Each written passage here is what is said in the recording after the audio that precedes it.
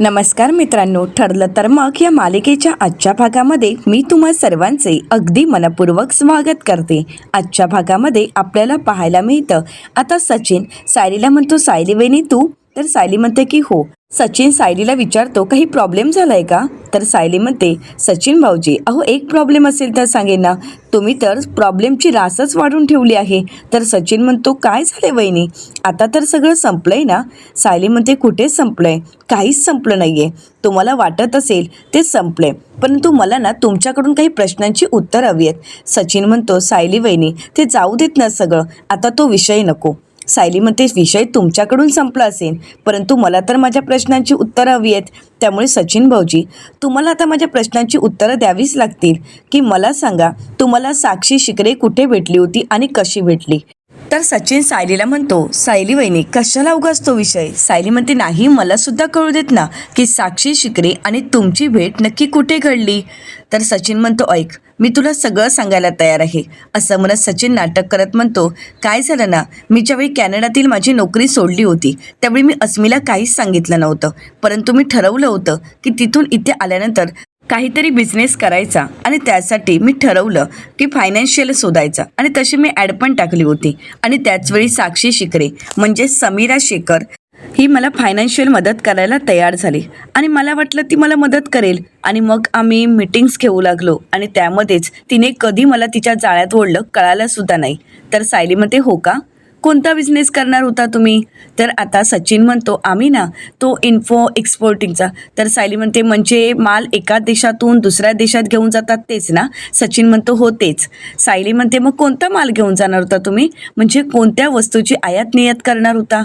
आता मात्र सचिनला काय बोलावं काहीच कळत नाही. सचिन म्हणतो, काय झालं ना, खरं तर मी हा विषय अस्मितासोबत सुद्धा बोललो असतो, परंतु अस्मी त्यावेळी प्रेग्नेंट होती आणि तिची खूप चिडचिड व्हायची, मग ती माझ्याशी काहीच बोलायची नाही. म्हणूनच माझे आणि साक्षीच्या गाठीभेटी वाढल्या आणि त्यातच तिने हे सगळं काही मला प्रेमाच्या जाळ्यात ओढण्याचा प्रयत्न केला. सायली म्हणते, सचिन भाऊजी मी तुम्हाला विचारते की कोणत्या वस्तू तुम्ही आयात निर्यात करणार होता? तर सचिन म्हणतो, त्याचं काय झालं, आमच्या जेव्हा मीटिंग व्हायच्या ना त्यावेळी आम्ही या सगळ्यावर चर्चा केली. मग आमचं असं ठरलं की नको, हा बिझनेस नको, त्यापेक्षा जर इंटेरियर डिझायनिंगचंच केलं तर सायली म्हणते, अच्छा, म्हणजे मीटिंग करता करता तुमचा डिसिजनच चेंज झाला, म्हणजे एका बिझनेससाठी तुम्ही फायनान्शियल शोधला आणि सगळ्या मीटिंग झाल्या आणि अचानक तुमचा बिझनेसही चेंज झाला. कमाल आहे सचिन भाऊजी, मी तर हे पहिल्यांदाच ऐकतेय. आता सचिनला काय बोलावं काहीच कळत नाही. सायलीने सचिनची चांगली शाळा घेतलेली असते, सचिनला चांगलाच घाम फुटलेला असतो. तर दुसरीकडे पाहायला मिळतं, प्रिया अस्मिताला म्हणते, अस्मिता खरंच मला तुझं कौतुक वाटतं हा. तर अस्मिता म्हणते, कशाबद्दल? तर प्रिया म्हणते, अगं असं काय करतेस तू, सचिनला जी समजून घेतेस, तिला जी साथ देतेस ना, ते पाहून खरंच तुझं कौतुक वाटतंय. म्हणजे घरातील सर्वच जण त्याच्या विरोधात आहेत, पण तू मात्र त्याची साथ सोडत नाहीयेस, म्हणून असं वाटतं की बायको असावी तर अशी. तर आता प्रियाचं हे बोलणं ऐकून अस्मिता मनाशीच म्हणते, ही या घरात एकटीच आहे की जी माझ्या बाजूने बोलते, पण ही खरं बोलते की नाटक करते, यावर विश्वास कसा ठेवायचा? काहीच कळत नाहीये की ही नक्की कोणत्या हेतूने बोलत आहे. पण हे मात्र खरं आहे की हिच्यावर विश्वास न ठेवलेलाच बरा. तर प्रिया पुढे म्हणते, तुम्हा दोघा बहीण भावांमध्ये हा गुण मात्र खास आहे हा, म्हणजे हा गुण अश्विनमध्ये सुद्धा आहे. बघ ना, माझ्या एवढ्या चुका झाल्या, पण सगळ्या चुका अश्विनने पोटात घातल्यात. मी खरंच खूप चुकले होते, पण आता मी चूक तशी कधीच करणार नाही आणि मला खात्री आहे सचिन सुद्धा तशी चूक. तर आता अस्मिता प्रियाला म्हणते, तन्वी तू जा आता, मला आराम करू देत. प्रिया म्हणते, हो मी येते, परंतु तुला काही लागलं तर सांगा.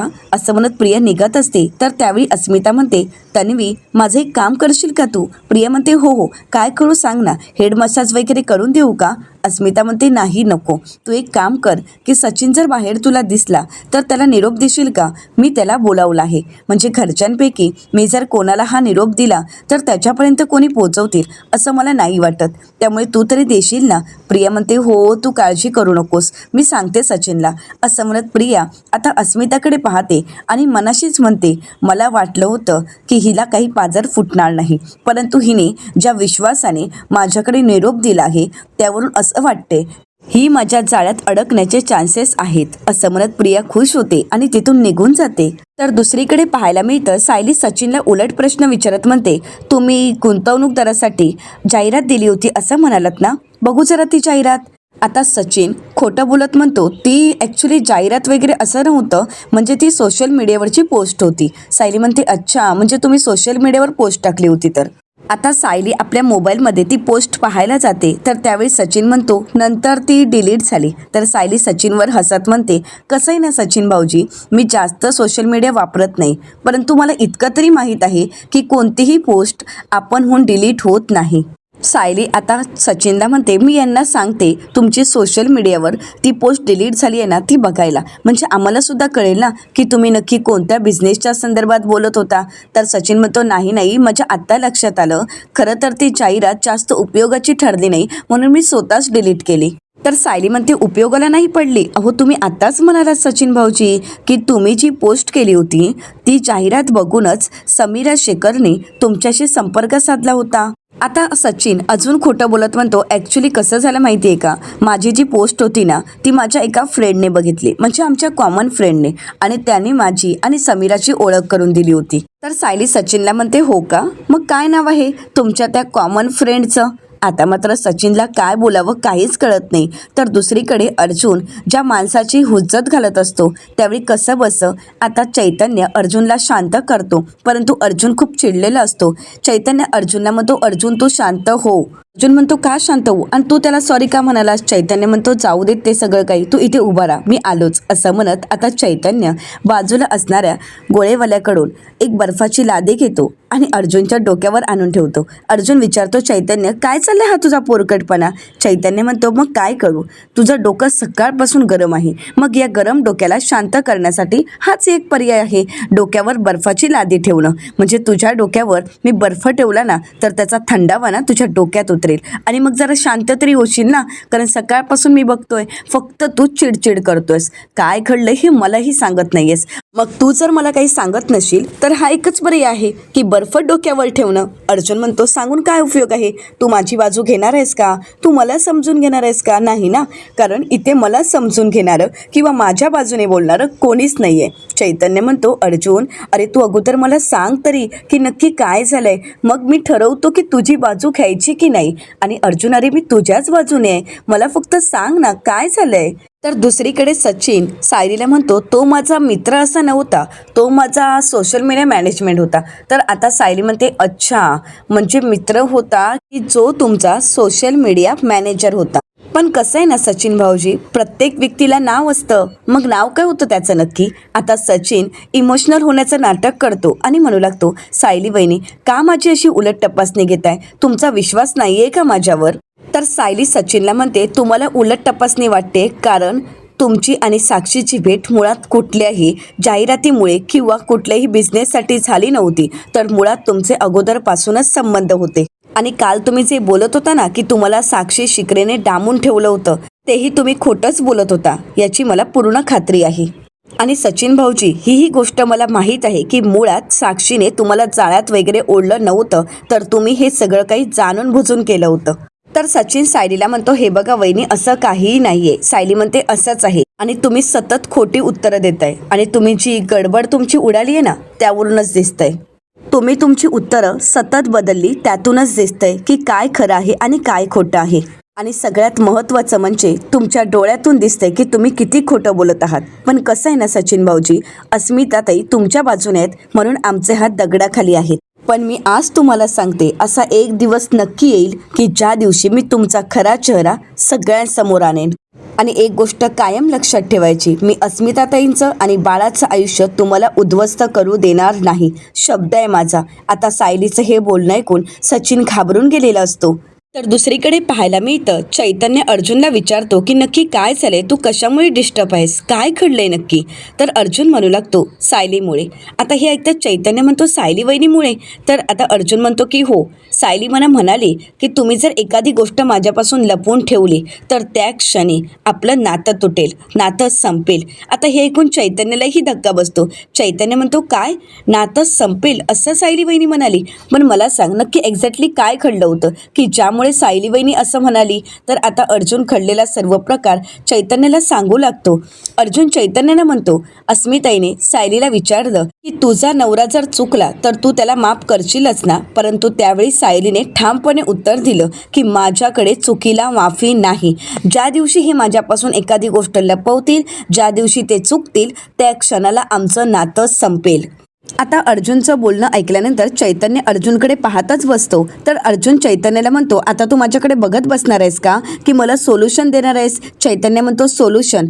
अरे या अगोदर मी तुला हेच सांगितलं होतं की सोल्युशन मागण्यासाठी प्रॉब्लेम क्रिएट करूच नकोस. पण नाही, त्यावेळी तुला माझं ऐकून घ्यायचंच नव्हतं आणि आता माझ्याचकडे येऊन तू सोल्युशन मागतोयस का? आता अर्जुन चैतन्याकडे पाहतो. चैतन्य म्हणतो, काय आता माझ्याकडे का बघतोयस? अर्जुन म्हणतो, हेच मी तुला मगाशी हेच सांगण्याचा प्रयत्न करत होतो की मी तुला सांगून काही उपयोग होणार नाही. शेवटी तू मलाच ब्लेम करणार आहेस, मलाच दोषी ठरवणार आहेस आणि म्हणूनच तर मी काहीही सांगत नव्हतो. चैतन्य म्हणतो, हो का? आता अर्जुनच्या या बोलण्यावर चैतन्य हसू लागतो. अर्जुन म्हणतो, हसू नकोस, माझं डोकं फिरलंय अगोदरच. चैतन्य म्हणतो, सॉरी, मला माहीत आहे की तुझं डोकं फिरलंय आणि म्हणून तू माझं डोकं कधीही फोडू शकतोस. चैतन्य अर्जुनला म्हणतो, आता तुझ्या या प्रॉब्लेमवर माझ्याकडे एक सोल्युशन आहे. परंतु एक आहे की मी ज्यावेळी तुला सोल्युशन सांगेन तर जाऊन तुला ते लगेच करावंच लागेल. अर्जुन खुश होतो आणि म्हणू लागतो, करेन, तू जे सांगशील ना ते मी करेन, फक्त मला सांग की काय सोल्युशन आहे. चैतन्य अर्जुनला म्हणतो की आत्ता सायली वहिनीच्या समोर जायचं आणि तुला साक्षी कुठे दिसली होती, साक्षीला तू कुठे बघितलं, तिथपासून तू महिपत शिकरेसोबत कसं डील केलं आणि नागराजने कशी साक्ष दिली याबद्दल सगळं जाऊन सायली वहिनीला सांगायचं. आता हे ऐकताच अर्जुनला धक्काच बसतो. अर्जुन म्हणतो, वा, छान आहे तुझं सोल्युशन. अर्जुन चैतन्याला म्हणतो, चैतन्य, मी तुला माझा प्रॉब्लेम सॉल्व्ह करायला सांगितला होता आणि तू माझा प्रॉब्लेम डबल करतोयस. तर चैतन्य म्हणतो की सायली वहिनीला सत्य सांगितल्यानंतर अर्जुन तुझा प्रॉब्लेम डबल कसा होईल सांग ना. अरे तू नक्की काय बोलतोयस? अर्जुन चैतन्याला म्हणतो, चैतन्य, तुला काय वाटतं रे? मी माझ्या बायकोसमोर हे सगळं जाऊन बोलल्यानंतर ती माझं कौतुक करेल, मना म्हणेल, ओ, याच्यासाठी तुम्ही सत्य लपवून ठेवलं आणि ती शांतपणे ऐकून घेईल का? आता मात्र चैतन्यालाही माहीत असतं की सायली जर चिडली तर काय होऊ शकतं. अर्जुन चैतन्याला म्हणतो, तुला माहीत आहे ना ती कशी आहे. मी जर फक्त बोलायला जरी गेलो ना तरी तिच्या नजरेत माझे तुकडे तुकडे होतील आणि हो, सत्य कळालं ना तर ती नातंही संपवेल. कळतंय का तुला? आणि म्हणे, मी सोल्युशन देतोय तुला. आता चैतन्य काही बोलणार तर अर्जुन म्हणतो, राहू दे, तुझं सोल्युशन तुझ्याचकडे राहू देत. मला माहिती आहे की मला काहीतरी करायला हवं आणि तेही लवकरात लवकर, पण तुझं सोल्युशन नको. असं म्हणत आता अर्जुन पुन्हा एकदा चैतन्याचं ऐकणं टाळतो आणि त्यामुळे चैतन्याला काय करावं काहीच कळत नाही. तर दुसरीकडे पाहायला मिळतं, आता सायली कॉलेजमध्येच फोन करते. तर कॉलेजचे मॅनेजमेंट सर फोन उचलतात आणि म्हणतात, बोला. तर सायली म्हणते, मला ना तुमच्या एका कॉलेजच्या विद्यार्थिनीबद्दल माहिती हवी होती. तिचं नाव तन्वी किल्लेदार आहे आणि तिचा रोल नंबर आहे 4422. तर ते सर म्हणू लागतात, सॉरी मॅडम, परंतु कुठल्याही विद्यार्थ्याची आम्ही पर्सनल माहिती तुम्हाला नाही देऊ शकत. सायली म्हणते, हो, पण ती विद्यार्थिनी असं म्हणते की ती तुमच्याचकडे शिकली आहे, परंतु आम्हाला असं वाटते की ती तुमच्याकडे शिकलीच नाही आहे, कारण मी आत्ताच तुमच्या वेबसाईटवर जाऊन सगळ्या स्टुडंटची यादी चेक केली, त्यामध्ये तिचं नावच नाही आहे. मग आम्हाला असं वाटते की उगाचच ती तुमच्या कॉलेजचं खोटं नाव वापरत असेल आणि तुमची फसवणूक करत असेल. तर आता ते सर म्हणतात, हो का, मग एकच मिनिट, मी तुम्हाला तिच्याबद्दलची माहिती देतो. असं म्हणत आता ते सर त्यांच्या सिस्टममध्ये तन्वी किल्लेदार हे नाव आहे का हे शोधत असतात. आता सायली त्यांच्या उत्तराची वाट पाहत असते. तर दुसरीकडे प्रिया ही किचनमध्ये काम करत असते. तर कल्पनाताई प्रियाला म्हणतात, तन्वी, जरा सायलीला बोलवतेस का? तर प्रिया म्हणते, मी? तर कल्पनाताई म्हणतात, मग काय मी बोलवू का? तर प्रिया म्हणते, नाही नाही, येते मी. असं म्हणत आता प्रिया लगेच सायलीला बोलवण्यासाठी येते. तर दुसरीकडे सायलीला ते सर म्हणू लागतात, मॅडम, मी आता फक्त मागील 1 वर्षाची नाही तर मागील 3 वर्षाची सगळी रजिस्टर चेक केली, सगळ्या सिस्टममध्ये चेक केलं, परंतु तन्वी किल्लेदार या नावाची विद्यार्थिनी आमच्याकडे शिकतच नव्हती. आता हे ऐकून सायलीला धक्का बसतो. सायली म्हणते, मग तो रोल नंबर 4422? तर सर म्हणतात की हो, परंतु तो दुसऱ्या विद्यार्थिनीचा आहे. सायली म्हणते, मग तुमच्या कॉलेजचा ID हिच्याकडे कसा आहे? तर ते सर म्हणू लागतात, मला यामध्ये काहीतरी चुकीचं वाटते. तुम्ही एक काम करता का, मी तुम्हाला माझा मोबाईल नंबर देतो, त्यावर तुम्ही त्या आय डीचा फोटो पाठवा. सायली म्हणते बरं ठीक आहे. आता सायली त्या सरांचा नंबर सेव्ह करते आणि लगेच त्यांना आय डीचा फोटो पाठवते. सर ते आय डी पाहतात आणि सायलीला म्हणतात नाही मॅडम, हे तर आय डी आमच्या कॉलेजचं नाहीच आहे, आमच्या कॉलेजचा आय डी पूर्णपणे वेगळा आहे. आता हे ऐकून सायली म्हणते म्हणजे, तर त्याच वेळी त्या ठिकाणी प्रिया आलेली असते. तर प्रिया सायलीला आवाज देत म्हणते सायली. आता सायली सरांना म्हणते 1 मिनिट असं म्हणत सायली फोन होल्डवर ठेवते आणि प्रियाला म्हणते बोल, काय काम आहे. तर प्रिया म्हणते काही नाही, आईने तुला खाली बोलावलं आहे, येतेस ना. तर सायली म्हणते हो येते. प्रिया म्हणते कोणत्या महत्त्वाच्या कॉलवर होतीस का. सायली म्हणते की हो, महत्त्वाचा फोन चालू आहे, पण तू येतेस ना. असं म्हणत सायली प्रियाला रूमच्या बाहेर काढते आणि म्हणू लागते बरं झालं हिने काही ऐकलं नाही, म्हणजे आता हिला संशय येणार नाही. असं म्हणत सायली आता पुन्हा एकदा सरांशी बोलते आणि म्हणू लागते सर, तुम्ही हे कसं सांगू शकता की ही मुलगी किंवा ही आय डी तुमच्या कॉलेजचंच नाही आहे. तर ते सर म्हणतात की यावर आमच्या कॉलेजचा स्टॅम्पच नाही आहे आणि हे जे आय डी आहे ना ते सरळ सरळ फेक वाटते. तर सायली त्या सरांना रिक्वेस्ट करत म्हणते सर, मग तुम्ही तसं मला लेखी लिहून देऊ शकता का की ही विद्यार्थिनी तुमच्या कॉलेजमध्ये शिकतच नव्हती.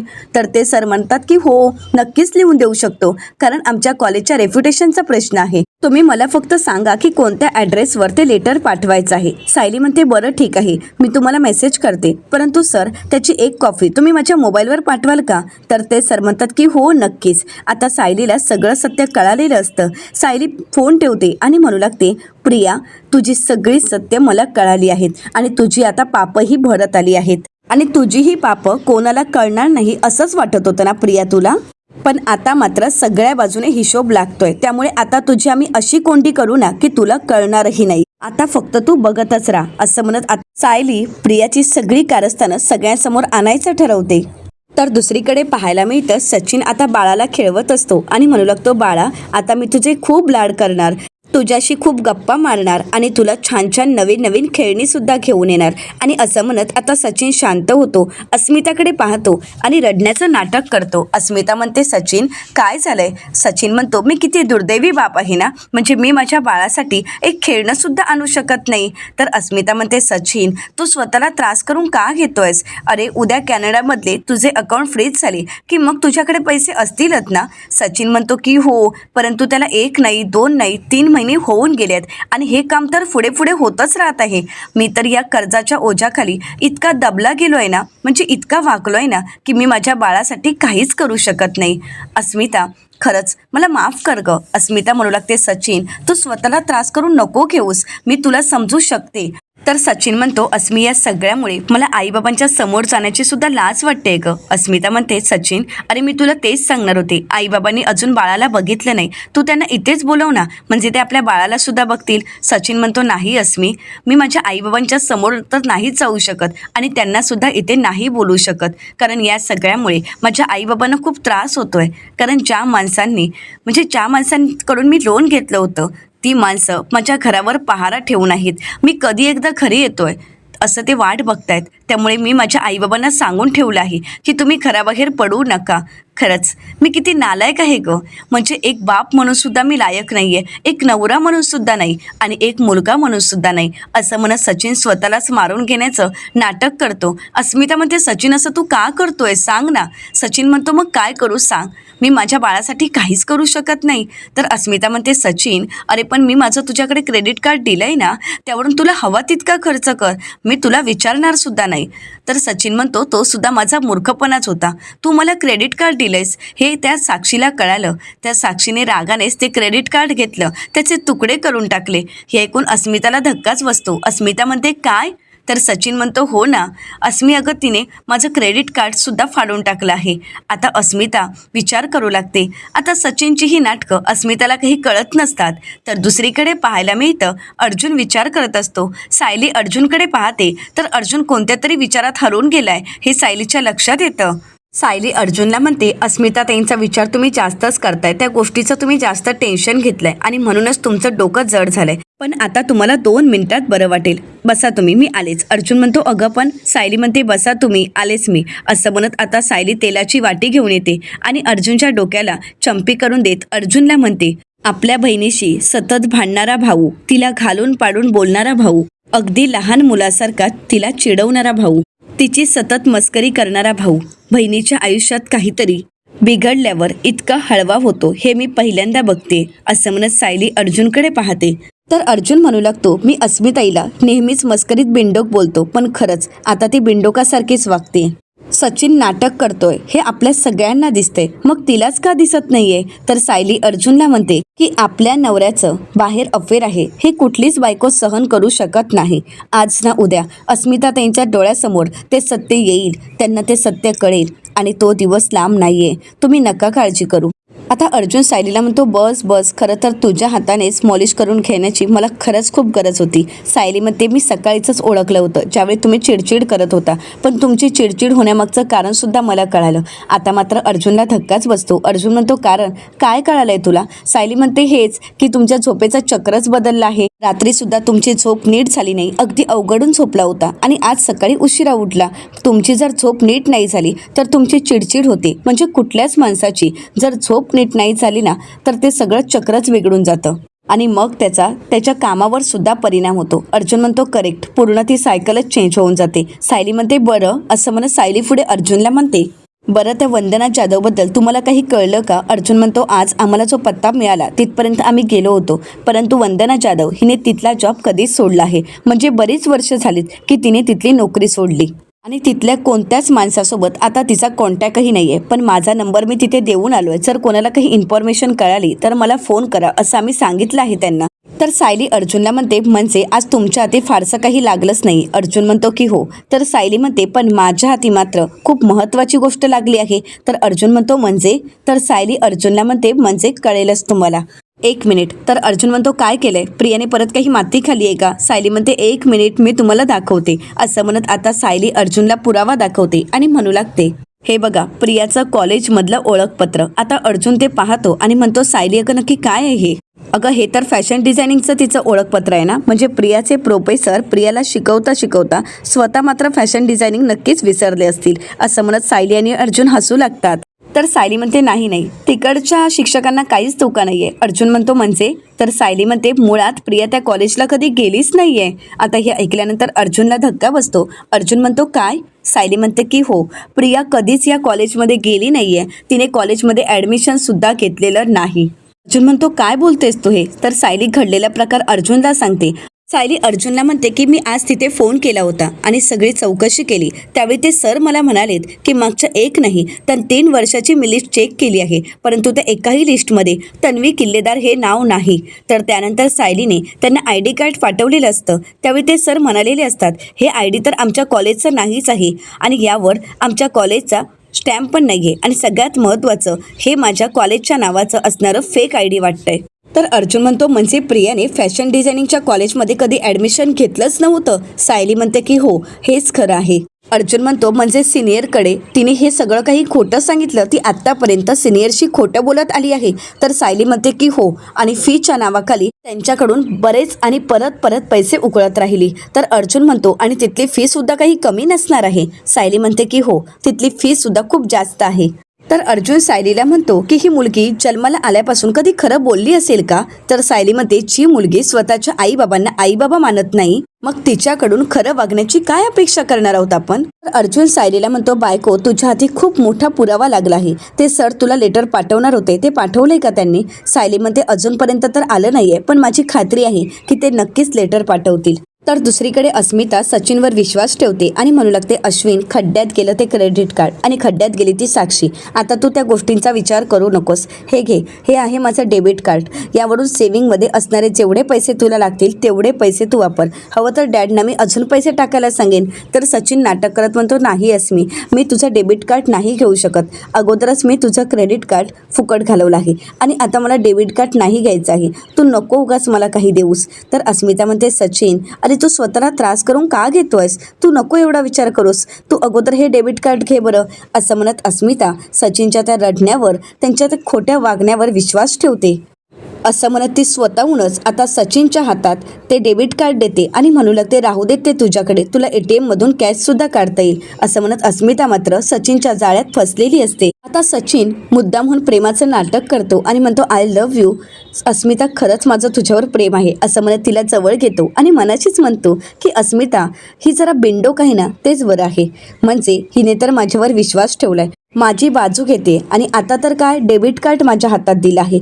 बरं झालं ही अशी वागते, त्याच्यामुळे माझा तरी फायदा होतोय. नाहीतर ती साक्षी 10 लाख रुपये मागितले तर 5 लाख रुपये अडकवून ठेवलेत. आता तरी मला साक्षीसारख्या हुशार मुलीची नाही तर अस्मितासारख्या मठ्ठ मुलीचीच गरज आहे.